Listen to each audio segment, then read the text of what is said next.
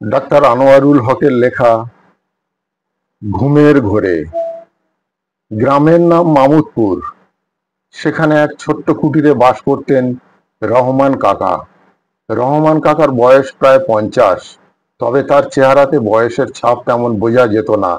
গ্রামের সবাই তাকে খুব ভালোবাসতো, কিন্তু একদিন থেকে কিছু অদ্ভুত ঘটনা ঘটতে শুরু করলো।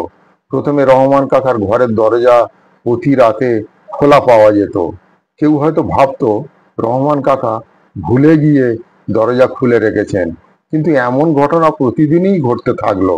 একদিন গ্রামের মেয়ে আঁখি রহমান কাকাকে রাতের বেলা গ্রামের পথে হেঁটে যেতে দেখলো। আঁখি ভেবেছিল রহমান কাকা হয়তো কোনো কাজে বেরিয়েছেন।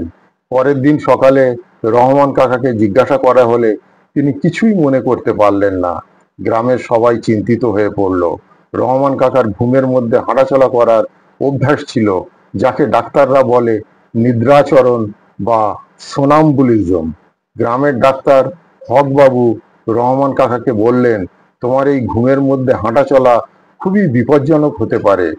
আমরা তোমার সঙ্গে থাকবো এবং রাতে পাহারা দেব। সেই রাত থেকে গ্রামের কিছু যুবক পালা করে রহমান কাকার ঘরে পাহারা দিতে লাগলো। এক রাতে রহমান কাকা ঘুমের মধ্যে উঠে পড়ে বাইরে যেতে চাইছিল। পাহারাদার ইরাগ তখন তাকে থামিয়ে দিয়ে আবার শুইয়ে দিল। এইভাবে গ্রামবাসীরা রহমান কাকার নিদ্রাচারণের অভ্যাস সামাল দিল এবং তাকে বিপদ থেকে রক্ষা করলো।